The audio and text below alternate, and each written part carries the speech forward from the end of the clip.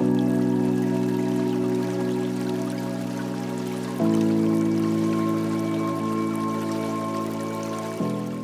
booked the ticket and flew to California, and there for the first time I met Deepak Chopra, and I was in Yosemite with 250 individuals, and every day we would wake up and meditate with our eyes closed, and as we would meditate, by the time we would open our eyes, the sun was beaming on our face.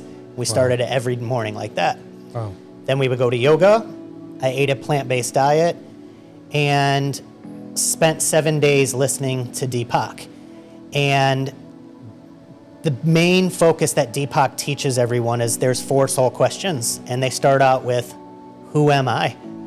Which was something I was struggling with. Who was I? Because in my mind, I was this business owner. I was this big, strong man, but that isn't really how I felt inside. So that's how you appear to people, but that was the mask that I wore. That was the character that I had created. My real true essence was a very sensitive, shy little gay boy, but I would never let that person come out because in my environment, there were certain people that would prey on people that were weaker. And I didn't want to be the prey, so I created this character to protect my inner self, to protect my inner child. And in that, I kind of lost perspective on who that really was. So the second soul question was, who am I? What do I want? To be retired at 40 years old was amazing, but I didn't know what I wanted. I had every opportunity in front of me, which I know to some people would sound great, but it's almost like a blessing and a curse. If you ever watch those tapes of when people win the lottery and you're like, how did you spend all the money? How did you lose it all? We think that money fills the holes in your soul. It doesn't. It's a temporary fix. It's true. So the third soul question is, first is, who am I? What do I want? The next is, how can I be of service? That was a very interesting question. I had been in service as being an employer, but I had never really given. I had never volunteered. I'd never really helped people. One of my business partners was in the Marine Corps, and he really talked about giving. And I thought that giving was a sign of weakness. And it was Deepak who, one of his fundamental taglines is, the more you give, the more you get. And hearing words like that started to change my perspective. And then the last soul question is, what's your dharma? What's your purpose?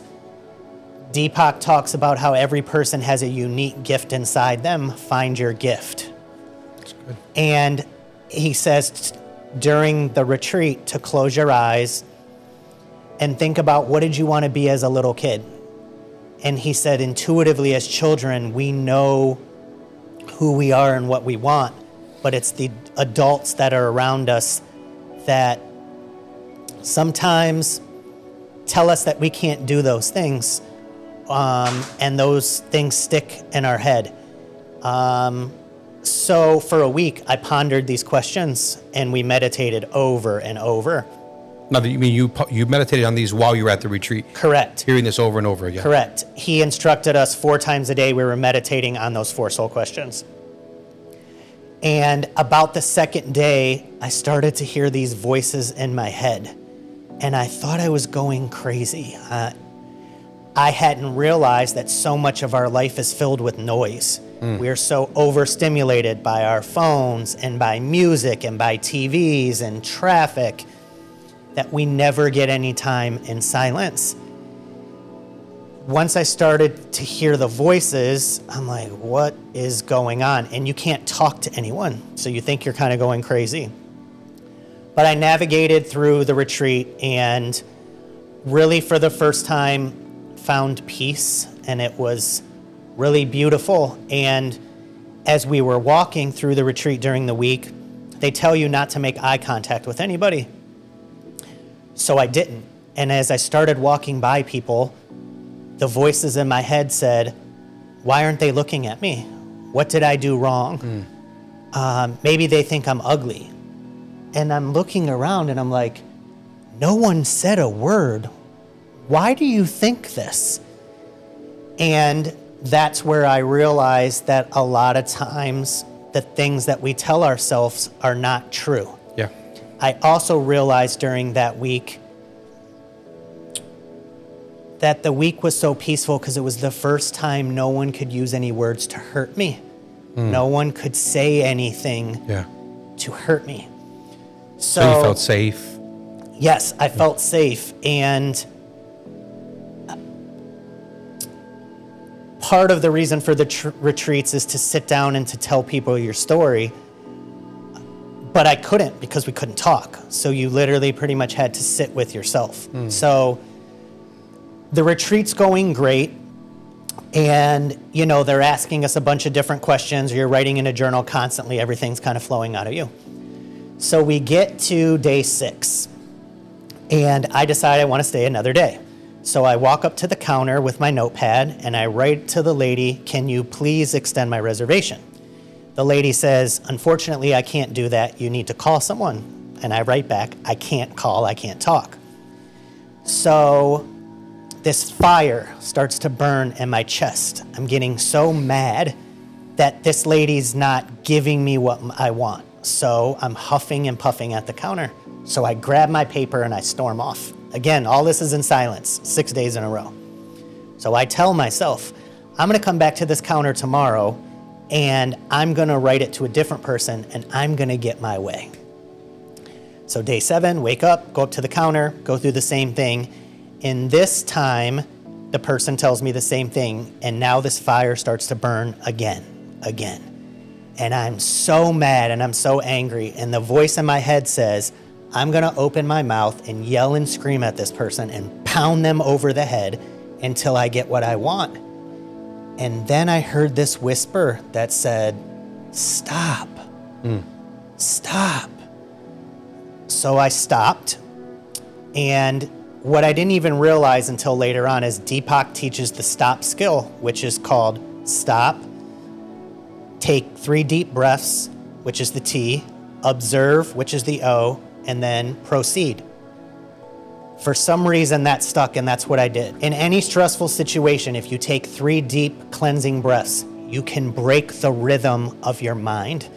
So anytime I'm in a stressful situation or I'm having a conversation with someone and I feel like it's going left, I will say to them, would you mind if we pause? Can we take 3 deep breaths? So I follow those instructions and I grab my paper and I run out into the woods. And I'm so mad and I'm huffing and puffing and I just want to yell and scream, but I don't want to break the silence. And all of a sudden I hear this, I look up at the sky and I say to the universe, I hear this whisper that says, you didn't learn a goddamn thing, did you? And I'm like, what do you want me to learn? What do you want me to learn? And the whisper says, I just gave you 7 days of silence and you were gonna throw it all away for money. You were gonna throw it all away because you couldn't get your way. In that moment in the woods, I felt like I got hit by a wave that just crashed into me over and over again. And what I recognized in that moment was that was my intuition.